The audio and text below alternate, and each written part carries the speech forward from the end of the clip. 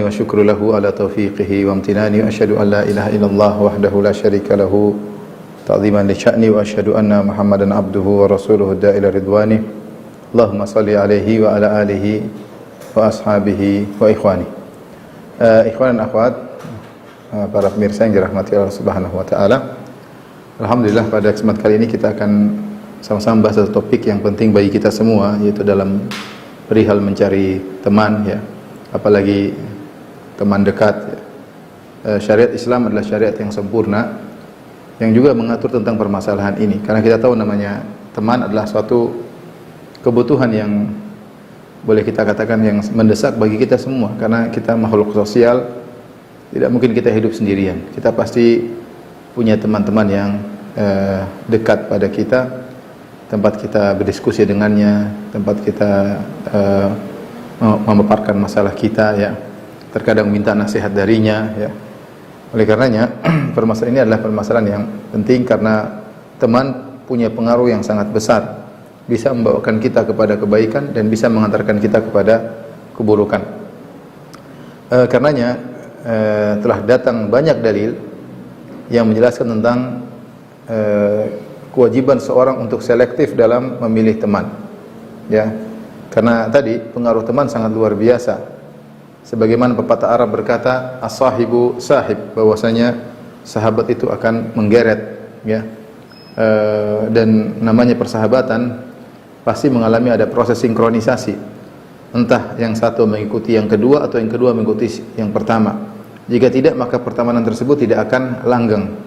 Oleh karenanya pengaruh teman sangat luar biasa. Nabi SAW menyebutkan dalam beberapa hadis tentang bahaya pertemanan yang dilakukan secara sembarangan. Pertemanan harus selektif, ya. Harus selektif, ya. Agar kita bisa meraih kebahagiaan dunia maupun di akhirat. Di antara hadis-hadis tersebut seperti sabda Nabi SAW, ar-rajulu ala dini khalilihi, atau al-mar'u ala dini khalilihi, falyanzur ahadukum man yukhalil. Kata Nabi SAW, seorang itu berdasarkan agama sahabatnya. Khalil itu sahabat khusus, bukan hanya sekedar teman biasa, tapi Khalil itu sahabat khusus, ya, yang sering bersama dia, yang dia mencintainya dan temannya mencintai dia pula. Artinya kalau bahasa kita teman dekat. Teman dekat. Kalau kenal sama orang, kita kenal kaum muslimin secara umum, kita sapa siapa saja yang kita temui. Tapi kita bicara teman khusus, laki punya teman laki, wanita punya teman wanita, maka ini harus selektif. Al-mar'u ala dini khalilihi. Kata Nabi SAW, seorang berdasarkan agama temannya. Falyanzur ahadukum man yukhalil. Maka hendaknya salah seorang dari kalian melihat, lihat dulu siapa yang mau dia jadikan temannya. Tidak sembarang dia berjalan dengan siapa yang dia kehendaki, ya. Ya, sebagaimana dikatakan dari Al-Hasan Al-Basri, beliau berkata, laisa lil mu'min an yamshi ma'a man sya'. Bukanlah sifat seorang mukmin dia berjalan dengan siapa yang dia kehendaki. Enggak, kita harus selektif. Jangan kita siapa saja saya jalan, oke, enggak. Dalam persahabatan ada ibadah. Kita bersahabat juga kita beribadah kepada Allah Subhanahu wa taala. Ini poin yang harus kita ingat. Makanya dalam banyak dalil-dalil menunjukkan persahabatan itu, kalau persahabatannya benar, itu selain mendapatkan kebahagiaan di dunia, kita akan mendapatkan kebahagiaan di akhirat, ya, karena persahabatan tersebut berpahala. Lihatlah bagaimana Nabi SAW menjelaskan tentang 7 golongan yang Allah naungi pada hari kiamat kelak. Di antaranya rajulani tahabba fillah, 2 orang yang saling mencintai karena Allah. Ijtama alaihi wa tafarraqa alaihi, saling berkumpul karena Allah, berpisah juga karena Allah Subhanahu wa taala. Dalam hadis yang lain kata Rasulullah SAW, inna rajulan zara akhan lahu fi qaryatin ukhra. Ada seorang laki yang dia berjalan jauh, pergi ke suatu kampung untuk menjenguk, untuk menengok saudaranya, ya. Farsadahu Allahu ala madrajatihi malakan, maka Allah pun mengirim malaikat yang menjelma menjadi manusia untuk menunggu dia melewati jalan yang biasa dia lewat. Akhirnya dia ketemu dengan malaikat yang menjelma menjadi manusia tersebut. Maka malaikat bertanya, aina turid? Sampai lihat Allah utus malaikat untuk bertanya kepada dia, kemana kau hendak pergi? Kata orang ini, uridu akhan fi hadhil qaryah. Aku ingin menyenguk saudaraku di kampung tersebut. Kemudian malaikat bertanya, "Hal laka min ni'matin tarubbuhu 'alaiha?" Ya. Atarubbuha 'alaiha? Apakah kau ada urusan duniawi di sana? Apakah di sana ada kebun atau kerjaan yang tidak kau cek? Kata dia, tidak ada. Illa anni ahbabtuhu fillah. Hanya saja saya mencintainya karena Allah Subhanahu wa taala. Maka apa kata malaikat? Fa inni rasulu rabbik. Sungguhnya aku adalah utusan Rabbmu untuk menyampaikan kepadamu annallaha ahabbak kama ahbabtahu fi. Sungguhnya Allah mencintaimu karena engkau telah mencintai temanmu karena Allah Subhanahu wa taala. Dan seperti hadis Nabi juga, ya bayangkan ini sampai Allah mencintai seorang hamba karena dia mencintai temannya karena Allah Subhanahu wa taala. Menunjukkan bersahabat itu kalau benar sesuai dengan aturan, selektif, bersahabat karena Allah Subhanahu wa taala, maka bukan cuma merupakan kebahagiaan di dunia, bahkan kebahagiaan tersebut berlanjut sampai hari kiamat, ya. Sampai hari kiamat.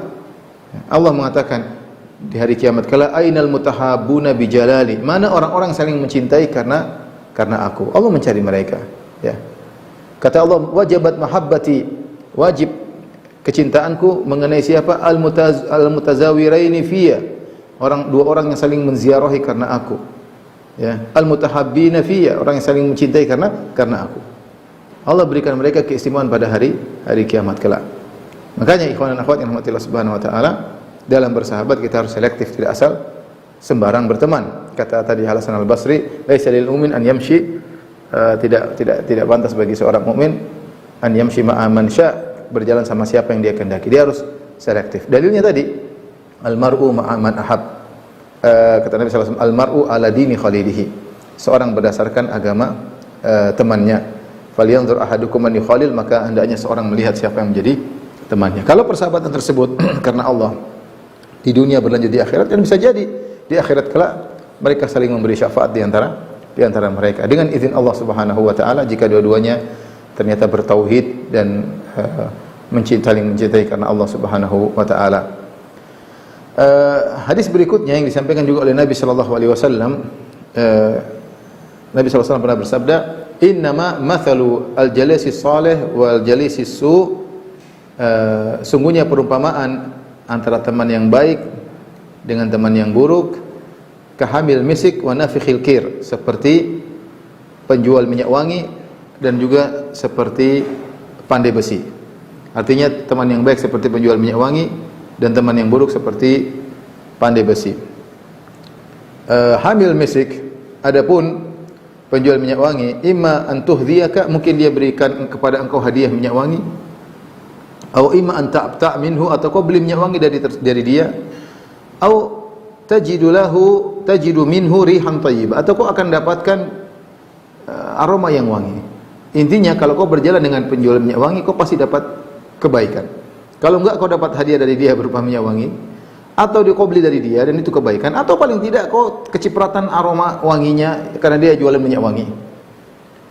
Wa nafikhul khair, adapun pandai besi, imma an yuhriqa thiyabak, kalau kau dekat-dekat maka mungkin dia akan bakar bajumu, au tajidu minhu rihan muntinah, atau kau akan mendapati darinya aroma yang bau, yang bau.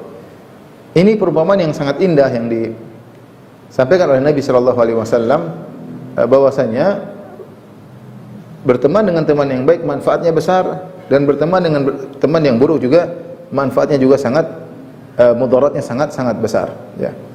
Teman yang baik, kita kalau enggak dikasih hadiah minyak wangi atau membeli darinya, atau kita dapat aroma yang wangi, pasti baik. Sampai-sampai sebagian ulama berdalil dengan teman yang baik, ya, seperti kisah Ashabul Kahfi. Ashabul Kahfi, mereka adalah orang-orang yang soleh.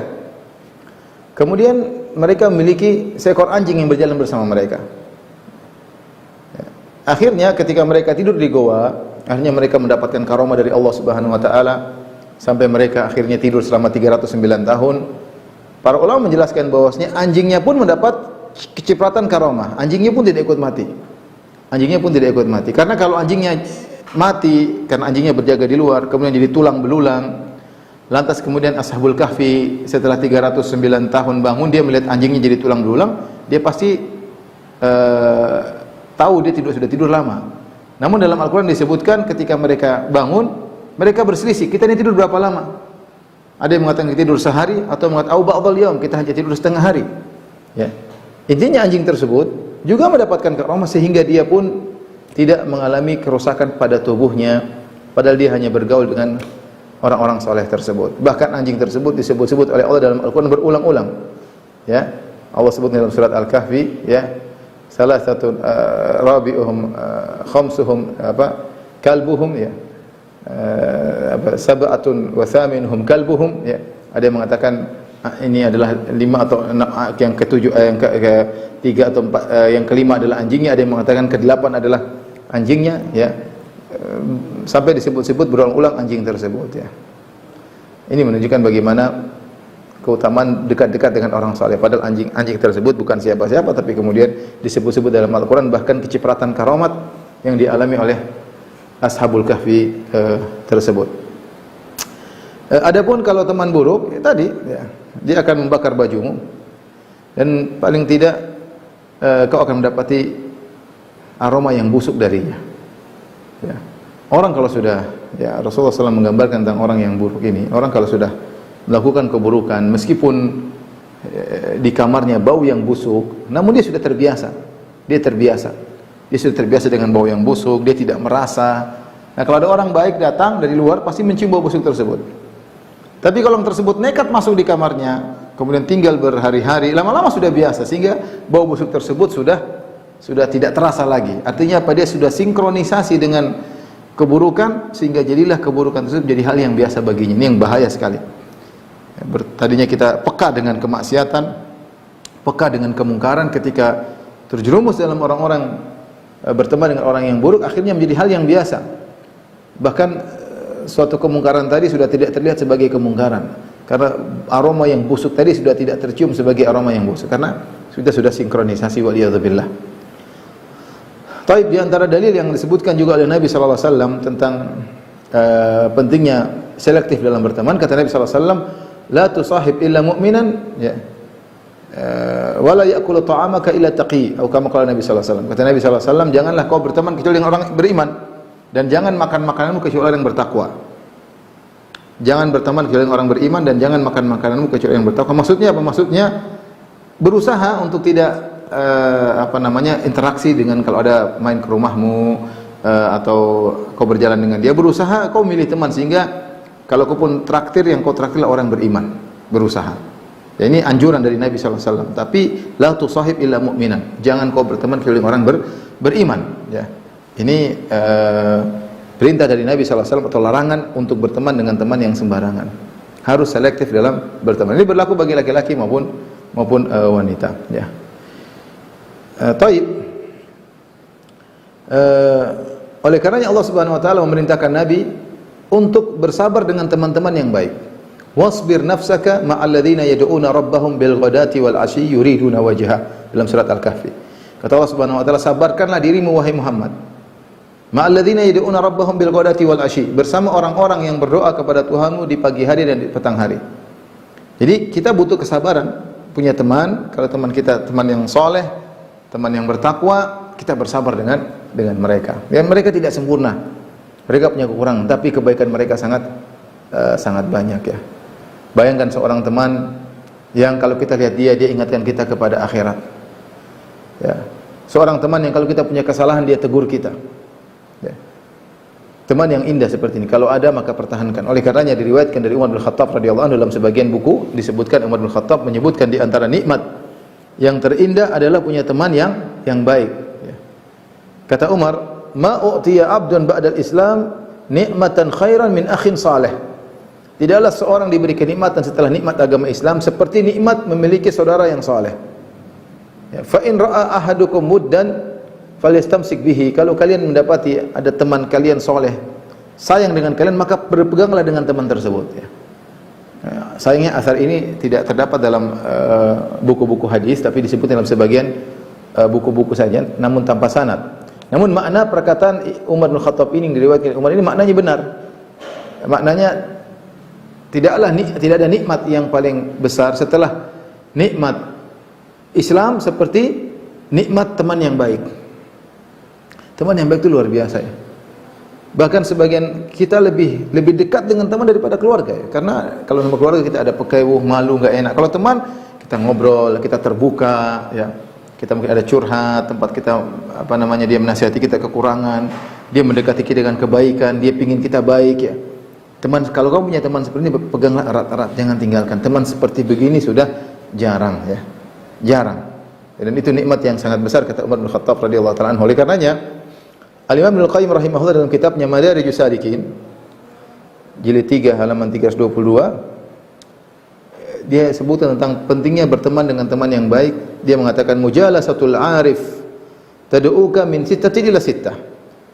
Kalau kau bermajelis dengan orang yang arif, yaitu orang yang saleh, orang yang baik, maka pergaulanmu dengan orang yang saleh ini akan mengantarkanmu dari 6 perkara menuju 6 perkara. Akan mengantarkanmu dari 6 perkara menuju 6 perkara.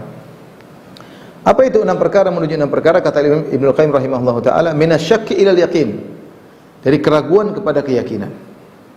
Kalau punya teman mengatakan itu pada akhirat, mungkin kita ragu-ragu, kita jadi yakin. Apalagi teman tersebut punya pengalaman kehidupan ya. Membuat kita semakin tawakal ya. Kita punya teman-teman luar biasa ya. Mereka kalau cerita tentang pengalaman mereka, bagaimana kuatnya mereka menghadapi ujian, tawakal mereka yang tinggi menjadikan kita semakin yakin. Lihat bagaimana sikap dia menghadapi permasalahan dengan keyakinannya luar biasa. Karena kita melihat praktek nyata bagaimana orang soleh ini menghadapi permasalahan dengan penuh keyakinan. Dan kemudian Allah berikan solusi. Sehingga ada keraguan dalam hati kita menjadi hilang, menjadi yakin. Ini yang pertama. Yang kedua, minar riya ilal ikhlas. Dari riya menjadi ikhlas.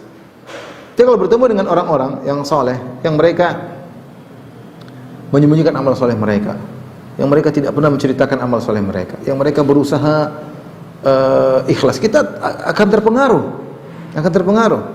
Lain halnya kalau kita ketemu dengan teman-teman yang selalu pamerkan amal solehnya, cerita saya ke sini, saya berbakti sama orang tua, saya bangun sana, saya bangun sini, cerita melulu, kita pun akan terpacu untuk berlomba riya dengan dia.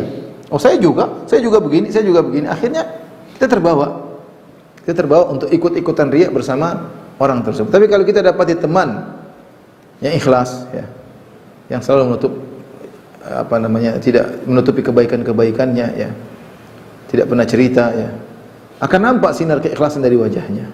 Orang ini kok luar biasa ya. Dan kita akan terpengaruh. Kita heran kok ada orang seperti ini. Amal kebajikan dia lakukan dan dia tidak cerita sama siapapun ya. Ini yang kedua. Yang ketiga, wa minal ghafla ila dzikr. Yang ketiga, kita akan berteman dengan orang baik, akan terhindar dari kegoflah, dari kelalaian, kepada ingat Allah Subhanahu wa taala. Kalau kita punya teman buruk, kita ingatnya dunia melulu, main sana, main sini. Di antara dampak teman buruk, kalau kita lihat dia, kita ingat dunia melulu. Tapi kalau teman baik, teman saleh, kalau kita lihat dia, kita ingat akhirat. Sehingga kita ingat lagi hari akhirat. Sehingga kita perbaiki lagi niat kita, ya. Lihat dari kesehariannya, dia berjalan, dia berzikir, dia berbicara tentang dakwah, dia berbicara tentang menolong orang-orang soleh. Pembicaraannya orientasi selalu akhirat. Ini membawa kita terbawa suasana untuk selalu ingat akhirat. Yang tadinya kita lalai, hanya mau senang-senang, mau jalan-jalan, mau main-main, kita jadi ingat akhirat sehingga orientasi kehidupan kita adalah untuk akhirat.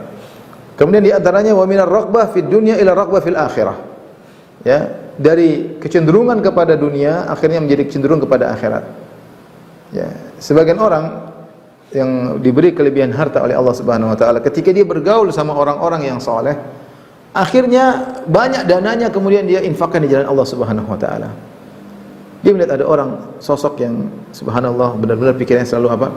Akhirat, yang dia pikirkan bagaimana akhirat, bagaimana masa depan di alam sana, ya. Dia terpengaruh dan akhirnya dia banyak berinfak di jalan Allah Subhanahu wa taala. Coba kalau salah bergaul, ibu-ibu misalnya bergaul sama ibu-ibu yang hebring, ibu-ibu yang hedonis, akhirnya selalu bicaranya ini baru, itu baru, ini baru, artis ini, selingkuh anak, kemudian macam-macam bicaranya dunia melulu. Buat dia lalai dari akhirat, dan akhirnya orientasi adalah akhirat. Orientasi adalah dunia, seperti itu. Teman itu sangat berpengaruh. Betapa banyak wanita berubah cara hidupnya, pola hidupnya ketika dia salah bergaul. Banyak sekali. Yang tadinya dulu zuhud menjadi royal, jadi glamor kehidupannya. Yang dulu kehidupannya biasa menjadi kehidupan bicara tentang dunia, terbang merasa dirinya tinggi ketika memiliki barang-barang mewah. Salah bergaul, salah bergaul. Kemudian wa minal kibr ila tawadhu. Kalau kamu bergaul dengan orang soleh, kau akan berubah dari kesombongan menjadi tawadhu. Jadi dari kesombongan menjadi tawadhu. Lihat orang yang soleh, orangnya tawadhu. Kita sering bergaul dengan orang tawadhu yang tidak pernah mengangkat dirinya sendiri, selalu merendahkan dirinya, tidak pernah menyombongkan dirinya, kita akan terpengaruh. Lain kalau kita bertemu dengan orang yang selalu ngomong selalu saya yang begini, saya yang begitu, saya yang telah, saya yang ini, saya perintis macam-macam ngomongnya, kita terpengaruh dengan pola pembicaraannya. Kalau kita punya teman tawadhu, masya Allah kita akan terpengaruh. Berjalan sehari dengan orang tawadhu, kita akan terpengaruh. Apalagi kita bersahabat dengan dia berbulan-bulan, tahun-tahun, ya. Nah, pasti ada pengaruh sehingga bisa memindahkan seorang dari kesombongan menjadi tawadhu. Dan yang terakhir disebut oleh Ibnu Qayyim rahimahullah taala, wa min su'it tawiyah ila an-nasihah. Dari niat yang buruk akhirnya menjadi keikhlasan dan niat yang ingin kebaikan bagi saudaranya, ya. Tadinya niat buruk sama saudaranya bisa menjadi niat yang baik, nasihat, yaitu niat yang baik untuk saudaranya. Ini diantara manfaat kalau kita selektif dan memilih teman yang baik, ya.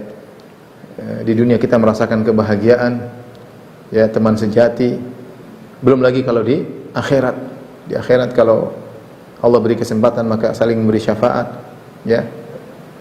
Dan juga dicari-cari oleh Allah pada hari kiamat kelak. Jadi kalau kita punya teman yang baik, tahan dia, ya. Benar-benar kita tahan, kita jaga, ya. Kita jaga pertemanan tersebut, karena berteman karena Allah Subhanahu wa taala adalah ibadah, kebahagiaan di dunia dan kebahagiaan di akhirat. Adapun teman yang buruk, maka mudaratnya besar. Betapa banyak orang yang lahirnya tadinya bertakwa kepada Allah, mungkin sekolah tahfidz, tapi salah bergaul jadi rusak. Dia tumbuh dengan keluarga yang saleh, orang tua yang baik, ibu yang baik, tapi salah bergaul sebulan sama orang yang salah jadi rusak, semua buyar. Ini sangat mungkin terjadi. Kalau kita bicara zaman medsos, terkadang tidak perlu bergaul fisik, hanya dengan dari jarak jauh, tapi melalui pertemanan, chatting dan yang lain, orang bisa rusak. Orang bisa rusak. Kita bicara zaman sekarang. Seorang yang mungkin pemuda ini sekian belasan tahun menjaga pandangannya, kemudian dikirim klip-klip yang tidak baik, akhirnya dia rusak dalam waktu sehari dua hari, dalam waktu seminggu rusak. Dikenalkan maksiat, dikenalkan lezatnya kemaksiatan, akhirnya terjebak. Mulailah dia menunjukkan bahwasanya saya harus mencoba, akhirnya rusak. Rusak, ya. Ada orang hidup tentram dengan istrinya, dalam kondisi tentram, saling mencintai, tiba-tiba dia kenal dengan seorang laki pezina. Maka dicerita tentang zina, tentang wanita, akhirnya berzina, akhirnya buyar, cerai. Itu terjadi. Ya. Waliyadzubillah, ya. Makanya Allah sebutkan tentang penyesalan orang yang salah berteman pada hari kiamat kelak. Kata Allah Subhanahu wa taala, "Wa yauma ya'addu adh-dhalimu 'ala yadayhi yaqulu ya laitani ittakhadhtu ma'ar rasuli sabila." Ya wailata laitani lam attakhidh fulanan khalila laqad adallani an dzikri ba'da idh ja'ani. Hari di mana seorang zalim menggigit tangannya karena menyesal. Dia berkata, yaqulu ya laitani ittakhadhtu ma'ar rasuli sabila. Kenapa dahulu saya tidak berjalan dengan jalan Rasulullah, tidak mendekati sunnah-sunnah Nabi sallallahu alaihi wasallam. Ya wailata laitani lam attakhidh fulanan khalila. Kenapa dahulu seandainya saya dulu tidak bergaul dengan si fulan? Kenapa dulu saya menjadikan dia teman dekat? Dia menyesal. Lam attakhidh fulanan khalila. Kenapa dulu seandainya saya tidak menjadikan si fulan sebagai teman dekat? Laqad adallani an dzikri. Sungguh dia telah menyesatkan aku dari mengingat Allah Subhanahu wa taala. Ya, ini penyesalan, tapi tiada guna ketika seorang menyesal di akhirat kelak. Di antara dampak teman buruk seperti yang disebut dalam hadis tentang kisah Abu Talib. Abu Talib, paman Nabi sallallahu alaihi wasallam, yang memiliki jasa sangat besar kepada Nabi sallallahu alaihi wasallam, yang sebagian orang mengatakan seandainya Abu Talib masuk Islam, mungkin dia lebih baik daripada banyak kaum muhajirin, ya. karena jasanya sangat luar biasa, tetapi dia tidak masuk Islam. Padahal dia sudah tahu akan kebenaran risalah Nabi sallallahu alaihi wasallam. Bahkan dalam syairnya dia berkata, "Laqad alimtu bi anna dina Muhammadin min khairi adyanil bariyati dina walaula al-malamatu wa hidharu masabbatin lawajadtani samhan bidzaka mubina." Sungguh aku telah tahu bahwasanya agama ponakanku Muhammad sallallahu alaihi wasallam adalah agama yang terbaik di antara agama-agama manusia. Kalau bukan karena takut cercaan dan makian, tentu kau akan dapati aku jelas-jelas masuk Islam. Ketika dia akan meninggal dunia, Rasulullah SAW datang kepada pamannya. Di akhir hayatnya Rasulullah SAW berkata, "Ya ammi, qul la ilaha illallah kalimatan uhajjulaka biha indallah." Wahai pamanku, ucapkanlah kalimat la ilaha illallah, aku akan bela engkau di hadapan Allah. Seandainya tidak ada orang, mungkin Abu Thalib akan mengucapkan la ilaha illallah mudah. Apalagi dia sangat sayang kepada ponakannya. Tidak ingin menyedihkan ponakannya. Abu Thalib itu sangat sayang, dia tidak ingin Muhammad sallallahu alaihi wasallam sedih. Makanya dia pasang badan membela Nabi sallallahu alaihi wasallam. Tidak ada yang berani ganggu ponakannya, ada yang berani ganggu dia akan lawan. Ya. Tetapi subhanallah, di situ ternyata ada Abu Jahal. Ada dua orang, satunya Abu Jahal. Ketika Nabi mendakwahi, Abu Jahal juga mengingatkan, "Ya Abu Thalib, atarghabu an millati Abdul Muttalib?" Wahai Abu Thalib, kau bencikah dengan agama bapakmu? Ada provokator. Ini gara-gara berteman dengan orang yang buruk. Ya. Nabi ulangi lagi. "Ya ammi qul la ilaha illallah kalimatan uhajjulaka biha indallah." Wahai pamanku, ucapkan la ilaha illallah. Ya, aku akan bela engkau di hadapan Allah. Abu Thalib mengulang. Ya. Abu Jahal berkata, "Atarghabu amilati Abdul Muttalib?" Wahai Abu Thalib, apakah engkau benci dengan agama bapakmu? Fa aba an yaqula la ilaha illallah. Akhirnya Abu Thalib wafat tidak mengucapkan la ilaha illallah. Ini buruknya teman. Ya, buruknya teman mengingatkan kepada kemaksiatan, ya, waliyadzubillah, akhirnya mengantarkan kepada neraka jahanam, ya. Oleh karenanya ketika ada godaan-godaan sehingga kita diajak untuk berteman dengan teman yang buruk, maka hendaknya kita menjauh, kita pasang diri menjauh, jangan dekat-dekat karena teman buruk itu berbahaya. Allah menyebut tentang seorang yang selamat dari godaan teman buruk. Ya, bagaimana nasibnya akhirnya masuk surga. Ya, dalam surat Shafat, ya, ayat 50 dan seterusnya. Saya bacakan. Setelah Allah sebut tentang nikmat surga, ya, bagaimana orang-orang ala sururi mutaqabilin, mereka saling berhadapan-hadapan, bersahabat di surga, bersaudara. Ya, kemudian yutafu alaihim bika'sin min ma'in baydha'a ladzatil lisyaribin la fiha ghal wa lahum anha yunzafun wa indahum qasirat. Disebutkan nikmat-nikmat, ada pelayan-pelayan di surga, ada bidadari-bidadari yang sangat putih dan sangat indah. Kata Allah setelah itu, fa aqbala ba'dhum ala ba'dhin yatasaalun. Penghuni surga saling bertanya-tanya di antara mereka. Mereka ngobrol. Qala qailun minhum inni kana li qarin. Salah seorang dari penghuni surga berkata, dulu waktu saya di dunia, saya punya teman. Teman yang mengajak keburukan. Qala qailun minhum inni kana li qarin. Dulu saya punya teman di dunia. Yaqulu a innaka laminal musaddiqin. Dia tanya sama saya, apa kau membenarkan adanya hari kebangkitan? Temanku itu pernah ngobrol sama saya. Dia bilang, a innaka laminal musaddiqin. Apa kau termasuk orang meyakini akan adanya hari kebangkitan? A idza mitna wa kunna turaban wa idhaman aina lamadinun. Apakah kalau kita sudah menjadi tanah, tulang belulang sudah hancur, kita akan dibangkitkan dan akan diberi balasan? Qala hal antum muttali'un. Apa kalian tahu di mana temanku tersebut? Fattala'a fara'ahu fi sawa'il jahim. Kemudian dia lihat ternyata temannya tersebut berada di tengah-tengah neraka jahanam. Ya. Ternyata berada di tengah-tengah neraka jahanam. Kemudian dia berkata, qala tallahi in kitta laturdin. Demi Allah, sungguh benar-benar kamu hampir mencelakakan aku. Walaula nikmatu rabbi lakuntu minal muhdharin. Kalau bukan karena nikmat Allah Subhanahu wa taala, tentunya aku termasuk orang-orang diseret dalam neraka jahanam. Ini contoh Allah sebutkan orang yang selamat dari godaan teman buruk. Dia bertahan, akhirnya dia masuk surga dan temannya masuk neraka. Ikhwan dan akhwat yang dirahmati Allah Subhanahu wa taala, saya akan sebutkan sekarang di pembahasan berikutnya tentang bahayanya teman yang buruk. Bahayanya teman yang buruk, ya. Tentunya kalau kita sebut sebagian bahaya, berarti keutamaan berteman dengan teman yang baik adalah lawannya, ya. Ada beberapa bahaya teman yang buruk, ya.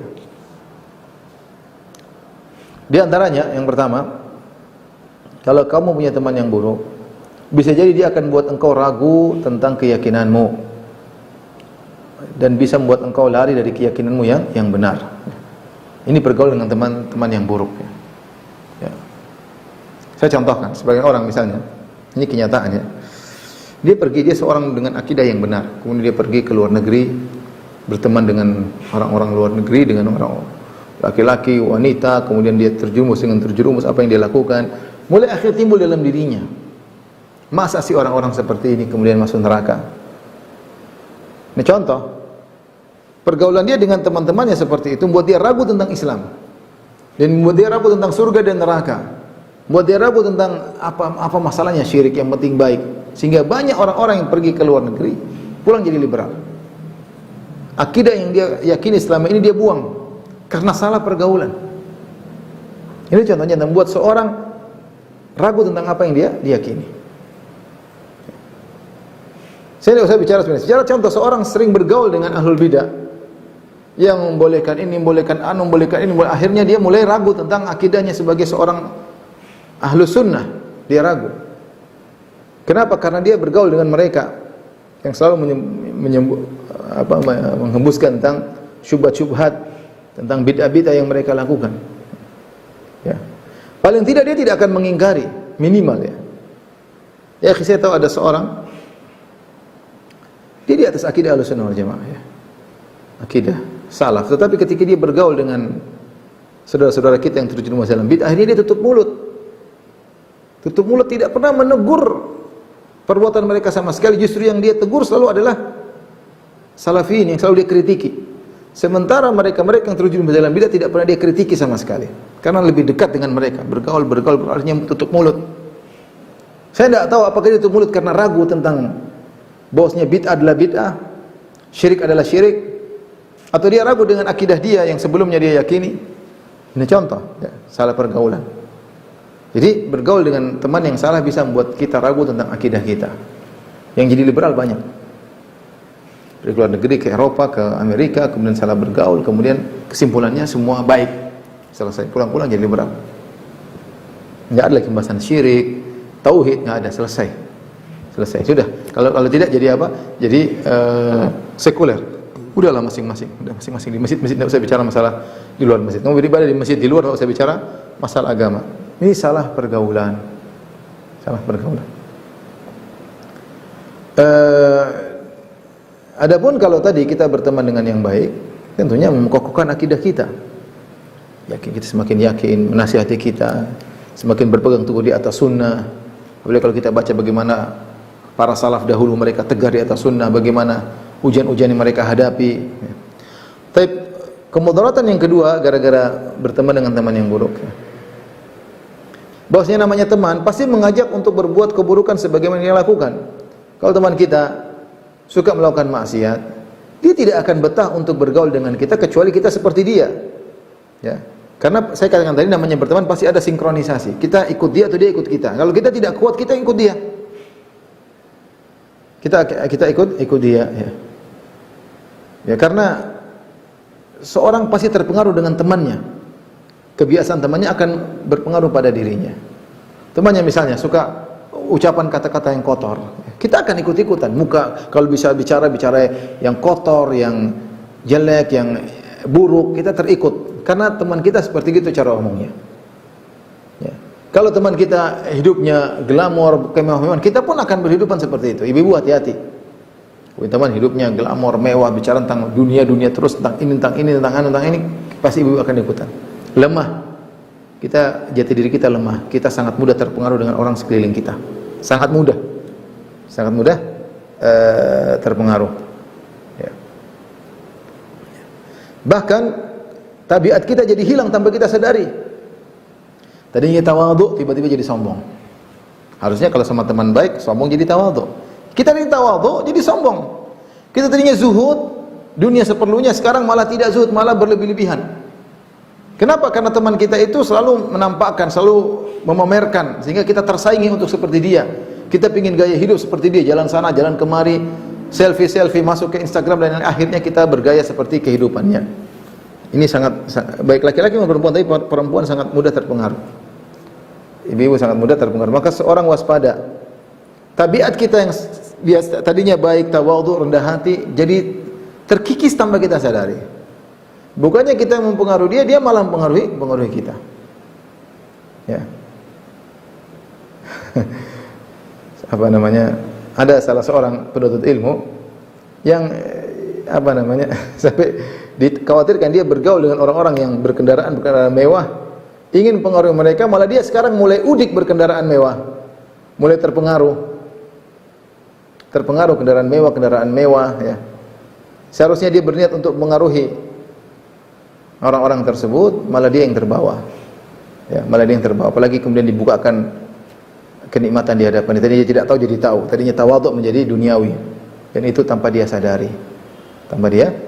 Terkikis tabiatnya sedikit sama sedikit. Tabiat yang tercurikan. Ya, diambil oleh mereka tanpa dia sadari. Waliyadzubillah. Di antara kemudaratan berteman dengan teman yang buruk, melihat teman tersebut buat kita ingat tentang maksiat. Kita tahu teman itu kan maksiat. Apalagi kalau kita punya masa lalu yang buruk. Melihat dia, kita ingat lagi tentang maksiat-maksiat masa lalu kita, bahaya. Ya, bahaya. Padahal tadi dia tidak ingat sama sekali, gara-gara lihat temannya, ingat lagi maksiat, ingat lagu-lagu lama, ingat pacar lama, ingat kegiatan-kegiatan lama, dunia malam dan macam-macam. Kalau kita salah bergaul seperti itu. Makanya seorang selektif, ini wajib selektif dalam memilih teman. Kita kenal sama saja boleh. Saya bedakan dengan teman dekat. Kalau kenal, kita seorang muslim, kita ramah kepada siapa saja. Tapi kalau jadi teman dekat, tidak boleh. Harus selektif. Ya. Kemudian di antara ya, mudarat kita berteman dengan teman yang buruk adalah kita menganggap kemungkaran suatu yang biasa. Ini bahaya bergaul dengan teman yang buruk. Karena dia bermaksiat depan kita. Biasa, mungkin dia gandeng cewek, mungkin dia tidak pakai jilbab. Mungkin akhirnya kita, kalau kita laki-laki gandeng cewek, mungkin dia apa macam-macam, dilihat macam-macam, dia sambil melakukan maksiat. Karena kita teman dekat, akhirnya kita anggap biasa. Tidak ada ghirah terhadap kemaksiatan yang dilakukan. Tidak ada kebencian kepada maksiat biasa. Ini contoh seperti orang-orang yang sering misalnya nonton maksiat, nonton film misalnya, nonton film box office, nonton film Hollywood ya. Nonton perempuan terbuka ketemu laki-laki, perempuan laki-laki aurat, kemudian biasa akhirnya, biasa. Karena sudah terbiasa menjadi tontonannya maksiat, lihat ada orang terbuka aurat tidak ada masalah bagi dia, karena sudah biasa. Karena sudah terbiasa lihat maksiat dan itu tidak hal yang sepele bagi dia. Tidak ada ghirah terhadap perkara yang diharamkan oleh Allah Subhanahu wa taala. Demikian juga kalau kita punya teman seperti itu, akhirnya terbiasa kita maksiat dan kita tidak mengingkari maksiat tersebut. Kemudian dampak berikutnya, kita menggampangkan maksiat. Lihat teman kita mungkin waliyadzubillah berzina dan macam-macam, akhirnya kita mau ganggu ini kayak ganggu cewek kayak chattingan yang haram kayak, jadi biasa kita tidak berzina kok.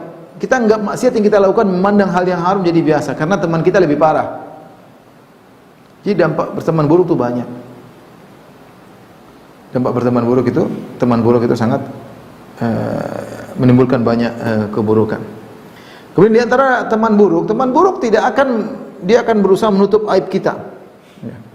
Kalau teman baik tidak dia ingatkan, kamu begini. Itulah manfaat teman baik.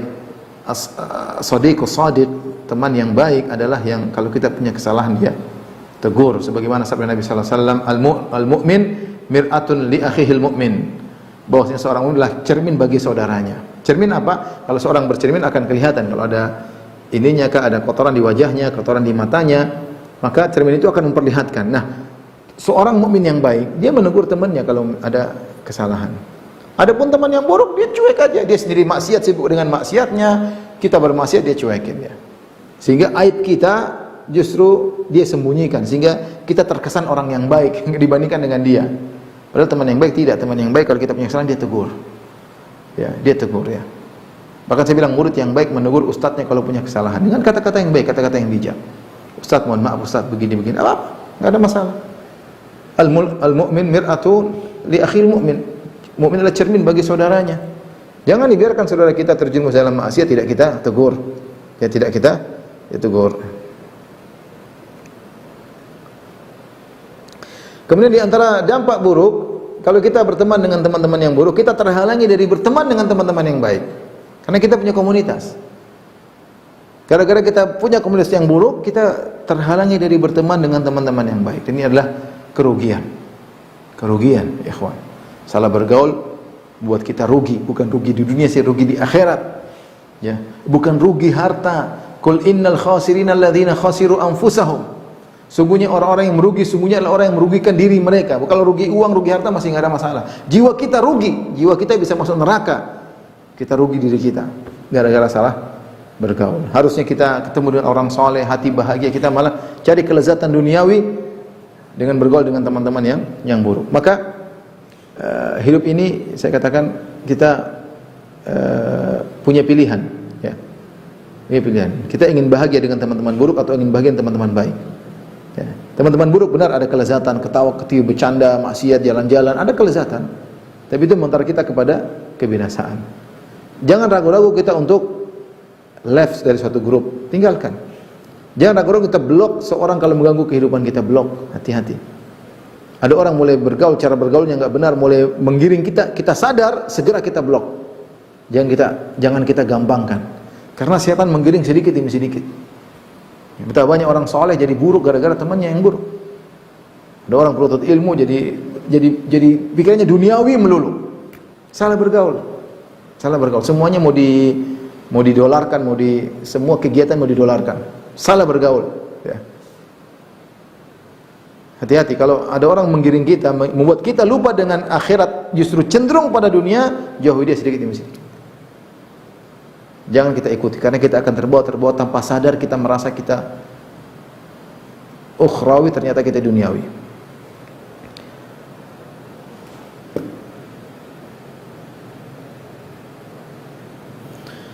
Kemudian namanya pertemanan dengan orang-orang yang buruk pasti isinya maksiat. Entah ghibah, entah namimah, entah merendahkan orang, entah menceritakan kejelekan orang lain, ya. Demikian namanya majelis maksiat seperti itu. Bukan majelis zikir kepada Allah Subhanahu wa taala. Bukan majelis mengingat Allah Subhanahu wa taala. Ya. Tapi majelisnya ghibah, namimah. Gimana ibu ini, gimana ibu sana? Kemarin dengar berita ini enggak? Kemarin gini, gimana itu gini, semua digibahin. Itu teman-teman yang buruk seperti itu. Ya. Teman-teman buruk seperti itu maka tinggalkan, ya. Dan di akhirat persahabatan mereka tidak akan berkesinambungan. Kata Allah Subhanahu wa taala, "Al-akhillau yawma idzin ba'dhuhum li ba'dhin aduwwun illal muttaqin." Orang-orang yang saling berteman pada hari itu, yaitu pada hari kiamat, ba'dhuhum li ba'dhin aduwwun, maka mereka saling bermusuhan pada hari kiamat. Illal muttaqin, kecuali orang yang bertakwa, yang pertemanan mereka berlanjut, bahkan mereka bisa saling memberi syafaat di antara mereka. Adapun persahabatan yang dibangun di atas kemaksiatan, justru mereka saling bermusuhan, saling menjatuhkan. Kamu sih yang dulu bawa saya, kamu saling menyalahkan di neraka jahanam, dan tidak ada faedahnya. Penyesalan tiada guna. Di antara keburukan berteman yang buruk, buang-buang waktu, buang-buang umur. Umur kita terbatas. Umur kita adalah modal untuk kita menyiapkan aset sebanyak-banyaknya di akhirat kelak. Malah kita buang-buang umur kita untuk ngobrol ngalor ngidul, untuk duniawi, jalan sana jalan sini, untuk menonton maksiat, ya, menemani orang bermaksiat, ya. Maka hati-hati. Di antara keburukan teman yang buruk, keburukan berteman dengan yang buruk adalah menjadikan kita sering suudzon kepada orang lain. Suudzon, karena kita berteman, ada teman buruk, ada yang baik, sehingga kita menyamakan, menganalogikan teman yang baik dengan teman yang buruk. Seringnya gitu, karena kita mungkin terkadang disakiti hati, atau kita suudzon kepada banyak orang. Kita suudzon, berprasangka buruk kepada banyak orang. Ini semua ikhwan dan akhwat yang dirahmati Allah Subhanahu wa taala, para pendengar yang dirahmati Allah Subhanahu wa taala, menunjukkan bahwasanya dalam berteman kita tidak boleh sembarangan. Kita harus selektif, dan selektif memilih teman adalah ibadah kepada Allah Subhanahu wa taala. Kalau kita sudah selektif, ya, kita punya teman dekat, ternyata sesuai dengan yang kita inginkan, mengingatkan kita kepada akhirat, yang menasihati kalau kita bersalah, yang kalau kita lihat dia kita ingat akhirat, bukan kita ingat dunia. Yang kalau kita ketemu obrolan kita menuju akhirat. Bagaimana sih kita bantu ini? Bagaimana kita tolong anak yatim? Bagaimana kita membagi buku? Bagaimana kita berdakwah? Bagaimana? Ini teman dekat. Pegang erat-erat. Ya. Suatu saat dia akan menasihatimu dan suatu saat kau akan menasihati dia. Ya. Dan kita akan merasakan kebahagiaan. Kita punya teman banyak, tapi tidak semua teman yang buat kita benar-benar bahagia. Teman-teman yang buat kita bahagia benar-benar teman-teman yang ingat akhirat, yang benar-benar setia kawan dengan kita, yang saat kita susah dia bersama dengan kita, saat kita senang dia juga menyertai kesenangan kita, saat kita terjerumus dia menegur kita, saat kita merasa tinggi dia ingatkan kita. Subhanallah, teman-teman seperti ini teman-teman yang sangat penting ya. Kalau kita punya teman, berpegang teguh dengan teman tersebut. Namun ingat, sabar dengan mereka. Wasbir nafsaka ma'al ladzina yad'una rabbahum bil ghadati wal asyi. Sabarkanlah dirimu untuk bertemu dengan orang-orang yang berdoa kepada Allah ya, pagi dan sore ya. Wala ta'du 'ainaka anhum turidu zinatal hayatid dunya. Jangan sampai kau memalingkan pandanganmu kepada orang-orang karena mencari dunia. Artinya, kalau antum dan antuna diberikan kelebihan harta oleh Allah Subhanahu wa taala, harus punya teman-teman yang mungkin tidak selevel antum. Antum punya teman selevel, ada teman-teman yang mungkin miskin tapi kita berteman dengan dia karena Allah. Kalau kita lihat dia, kita jadi ingat akhirat. Kalau kita lihat dia, kita menjadi zuhud. Ya. Sabar untuk berteman dengan orang seperti ini, sabar. Jangan kita rusak dia ya. Kita rusak dia malah kita buat dia ingat sama dunia. Tidak, kita teman sama dia, kita ketemu dia dan bersabar. Kalau punya kesalahan teman-teman, ya kita bersabar. Namanya tidak ada yang sempurna. Jadi ini yang saya sampaikan, ikhwan akhwat rahmatillah subhanahu wa taala, bahwasanya berteman adalah suatu ibadah yang Allah meletakkan pahala yang besar bagi orang yang berteman dengan selektif dan mempertahankan pertamanya di dunia karena Allah Subhanahu wa taala, dan akan berlanjut sampai di akhirat kelak. Orang-orang yang berteman karena Allah ya akan dimuliakan oleh Allah, dicari-cari Allah pada hari kiamat kelak. Kata Allah, ainal mutahabbuna bi jalali al yauma udhilluhum fi yaumin la dhilla illa dhilli. Mana orang-orang yang saling berteman karena Allah, maka pada hari ini aku akan naungi mereka di hari di mana tidak naungan kecuali naungan Allah Subhanahu wa taala.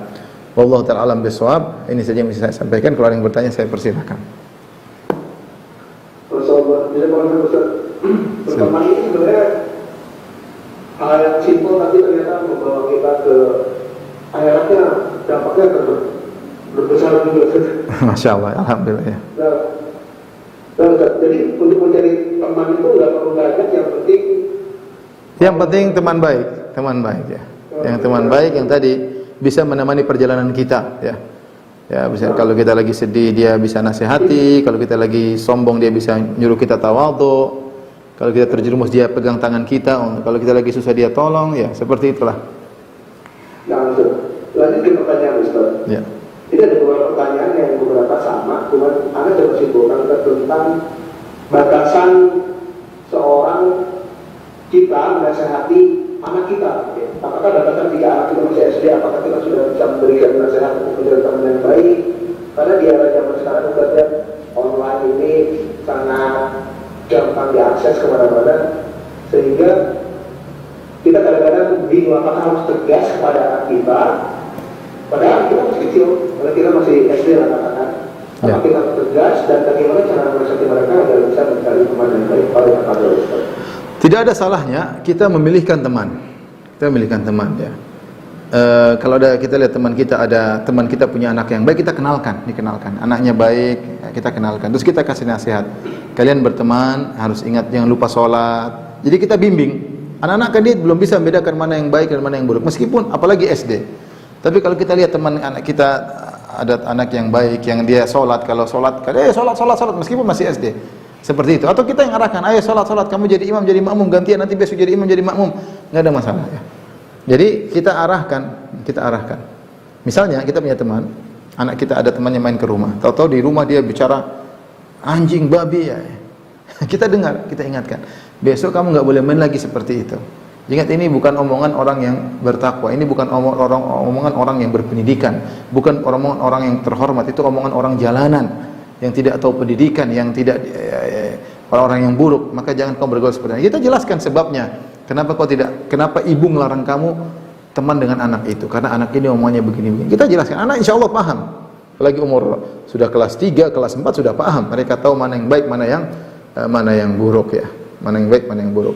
Nah, jadi kita pilihkan teman buat dia. Kalau ada anak-anak kita, teman-teman kita punya anak yang baik, kita kenalkan. Nanti mungkin hari Minggu misalnya atau hari libur, kita suruh dia anak teman kita tidur di rumah kita. Kita arahkan.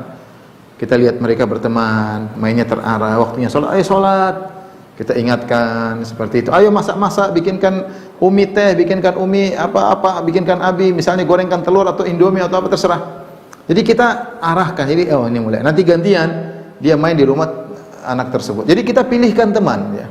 2, 3 dan seperti itu ya. Jadi tidak usah terlalu banyak-banyak. Ada teman-teman sekedar kenal, oke, datang ke rumah, main makan-makan ya, sehari 2 hari oke. Tapi teman dekat, tempatnya curhat, ini tidak mengapa kita pilihkan. Terutama ketika mereka masih kecil. Wallahu a'lam bishawab.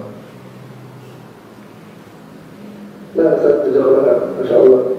Mungkin dari pertanyaan berikutnya, ini tentang yang sudah menjadi teman gara-gara bikin hati hasad. Ada kata-kata Bismillah.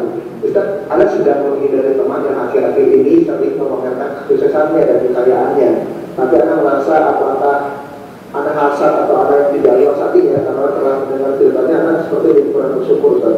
Kalau sampai Anda punya, mohon nasihat Ustaz supaya Anda menjadi lebih qanaah dan menjadi hamba yang bersyukur. Teman itu baik, tapi iman lebih utama. Saya ulangi, teman itu baik, tapi iman lebih utama. Kalau kita ketemu teman yang dia punya kesalahan, yang dia memamerkan kekayaannya, kita bisa nasihati, kita duduk berempat. Ya, terserah dia mau tuduh kita hasad atau tidak, kita bilang ya ukhti, atau ya akhi, insyaallah semoga Allah kasih kau berkah, tapi tidak perlulah kau ceritakan seperti itu ya. Sampaikan, kita nasihati dia ya. Tapi kalau dia tidak mau mendengar, dia selalu pamer-pamer kekayaan dan kita terpengaruh pingin seperti dia, mending kita mundur bertahap. Iman kita yang tadinya tawadhu, qanaah, lebih baik kita pertahankan. Itulah kebahagiaan kita. Ya, daripada kita menjadi ambisi kemudian ternyata tidak dapat, semakin menderita. Ya, jadi maksud saya, qanaah yang sudah kita miliki itu lebih utama kita selamatkan daripada harus mempertahankan pertemanan. Ya. Tapi kalau kita bisa nasihati. Ya, nasihati. Kita berteman dengan si fulan, selalu bikin masalah, ya kita mundur bertahap. Tidak harus jadi teman dekat. Kita bisa sapa, cukup sapa sebagai sama muslim, tidak harus menjadi teman dekat. Ada pertemuan tidak harus kita ikuti. Kita mulai alasan, kita menjauh demi menyelamatkan keimanan kita. Demi menyelamatkan keimanan. Kalau ada teman selalu mengingatkan kita pada dunia, misalnya ibu-ibu ingatkan ini, beli anu, subhanallah, ini model baru, produk baru. Subhanallah. Hanya kita mulai sadar, kita mulai tiap hari bukannya baca Quran, Instagram melulu yang kita lihat. Instagram model baru, produk baru, model baru, produk baru, model baru. Ada duit pikirannya ke sini, bukan pikir duit mau bagaimana sumbang kepada anak yatim kayak, kepada orang tua kayak, kepada kakak adik yang masih kesusahan. Adik kita tas masih amburadul, kita punya tas yang mahal-mahal. Adik kita tas aja enggak punya. Terkadang lupa karena pola hidup, gaya hidup gara-gara salah bergaul. Kalau kita punya teman buat kita seperti itu, mundur bertahan. Kalau enggak kita akan terbawa. Mustahil kita bertahan. Kita ini lemah, hati ini butuh lingkungan. Nah, kalau lingkungannya buruk, hati kita akan beradaptasi sehingga jadilah kita seperti itu. Lingkungan yang buruk pula. Wallahu a'lam bishawab.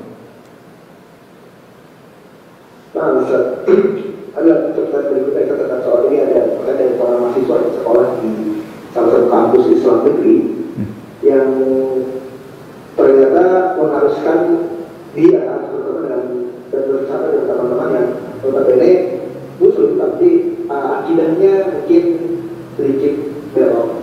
Dalam hal ini, bagaimana sikap yang harus saya lakukan pada politik tersebut? Tentunya seorang ketika masuk dalam lingkungan yang di situ mungkin liberal ada macam-macam, dia harus kuatkan kokoh keimanannya. Dia banyak ngaji, dia kokohkan imannya. Kalau sudah kokoh, dia boleh belajar syubhat untuk membantah, mulai dari buku-buku yang menulis tentang syubhat serta bantahannya, sehingga dia mulai mulai kuat ya. Dan tidak usah terlalu banyak berdiskusi dengan mereka, kecuali kalau kita memiliki ilmu yang kuat ya. Tapi kalau dia kemudian mulai masuk bergaul sama orang filsafat, dia terbawa.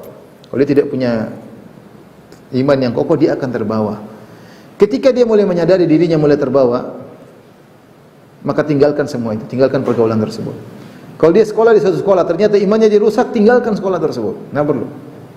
Sebenarnya syubhat itu masuk secara bertahap, mulai ragu-ragu, akhirnya seorang terbawa. Tapi kalau dia kokoh, dia berkenal dengan mereka karena kondisi kampus mengharuskan dia berinteraksi dengan mereka, tapi di luar itu dia ngaji, dia belajar dengan baik, dia kokohkan akidahnya, dia tambahkan keyakinannya, maka dengan bergaul dengan mereka mungkin dia lebih mengenal tentang kesalahan-kesalahan nyata yang dilihat di hadapan matanya ya. Tapi saya katakan tadi, kembali kepada dia, kalau dia kuat untuk bisa mempertahankan akidahnya, nggak ada masalah ya. Dia bisa mempertahankan akidahnya, kalau perlu dia menularkan akidahnya kepada mereka, atau paling tidak dia kuat, dia bertahan dan dia tahu kesalahan-kesalahan mereka. Tapi kalau dia menyadari bahwa imannya tidak kuat, mulai terpengaruh, mulai tertarik, mulai terpukau dengan akidah mereka, maka saya bilang tinggalkan semua kegiatannya untuk menyelamatkan agamanya. Wallahu a'lam bishawab. Ini dalam lingkup pertemanan biasanya kita selalu diganggu oleh syaitan dan tentang hal yang kita kenal dalam gibah, Ustaz. Jadi kadang-kadang nih kita menasihati teman kita, jangan gibah, seperti kita yang gibah juga sama mereka di belakang dalam kita. Jadi kita sikap kita terhadap itu bagaimana, Ustaz? Yang penting nasihat keluar dari hati. Nasihat dari hati maka akan masuk ke hati. Mungkin kalau jangan gibah, mungkin dia tersinggung. Tapi bilang, teman-teman sekalian, ibu-ibu yang soleha, ibu-ibu yang cantik, maaf ya, ini sekedar masukan aja. Ngomong baik-baik. Kayaknya kita ini mungkin kelepasan, saya kebablasan. Ngomong dengan baik-baik ya. Kayaknya tadi kita gibah si fulan. Cobalah kita berusaha. Jadi ngomong baik-baik dari hati ke hati, insya Allah mereka tidak memandang kita menggurui. Kadang orang tidak mau terima, kenapa? Karena seakan-akan kita langsung menyalah-nyalahkan, seakan-akan menggurui. Tapi kalau kita omong dari hati ke hati, atau kita bicara dengan teman satunya lagi, kita gerilya, gimana tadi kemarin kayaknya saya ada masalah, oke, nanti kalau kita ada majelis lagi kedua kali, saya ngomong kamu bantu ya. Jadi diskusi cara untuk menyelamatkan teman-teman, nggak masalah ya. Kalau setelah itu kita digibahi, itu ibu itu sok alim, itu ya sudah, itu resiko, nggak ada masalah. Tapi jangan kita biarkan teman-teman kita suka bersenang-senang dalam gibah. Kita punya andil, pertemanan kita dengan mereka ada faedahnya, kita menasihati mereka. Dan insya Allah saya yakin kalau dari hati ke hati akan masuk, ya, akan dari hati ke hati. Dan mereka insya Allah akan berterima kasih di kemudian hari. Alhamdulillah ada si fulanah ya negur kita kalau kita lagi gibah. Insya Allah kalau mereka niatnya baik, mereka akan terima kasih suatu saat. Wallahu a'lam bishawab. Mungkin dua pertanyaan lagi. Ya, boleh. Dua pertanyaan lagi, insyaallah. Ini pertanyaan berikutnya, ini tentang seseorang yang salah awal yang baru belajar manhaj salaf. Alhamdulillah, saya sekarang sudah belajar tentang sunnah. Pertanyaan Ustaz, bagaimana sikap saya ketika saya dihindari oleh teman-teman saya yang taat, teman-teman pengajian manhaj?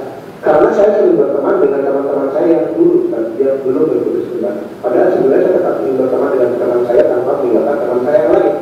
Bagaimana sikap saya, Ustaz? Terima kasih atas kesempatan berbicara. Coba dicek kenapa mereka meninggalkan anti ya. Kalau anti berteman dengan teman-teman dulu dan ada faedah, anti beri masukan, beri nasihat, kan ada faedahnya. Tidak harus menjadi teman dekat, tetapi kita punya teman, kita sudah di komunitas tersebut dan kita bisa mempengaruhi mereka, beri link-link video, link-link ceramah. Kita jelaskan. Mungkin mereka salah paham ya. Coba tanya kenapa, atau dikira-kirakan kenapa dia ditinggalkan oleh teman-temannya. Bisa jadi teman-temannya suudzon, nyangka dia penyusup atau yang lainnya, bisa jadi. Tapi coba kira-kira apa? Kalau enggak diskusi sama mereka, ya saya niatnya begini, tolong bantu saya ya. Seperti itu ya. Agar ada kejelasan ya. Makanya di antara sunnah adalah kita menjelaskan sesuatu yang bisa menimbulkan suudzon orang kepada kita. Jangan kita biarkan saudara kita suudzon kepada kita. Kalau ada hal yang bisa membuat mereka suudzon, kita jelaskan. Jangan kita biarkan ya. Misalnya kita lagi jalan sama seorang misalnya tidak pakai jilbab atau apa, kita jalan, orang mungkin suudzon ini siapa? Kita ini bibi kita misalnya tapi belum ngaji misalnya. Kita jelaskan agar orang ngerti, tidak suudzon kepada kita. Seperti Nabi SAW ketika mengantar Sofiyah pulang ke rumahnya di malam hari, ada dua orang berjalan dengan cepat di samping Nabi. Maka Nabi mengatakan, ala rislikuma innaha Sofiyah. Ngapain cepat-cepat, ini Sofiyah.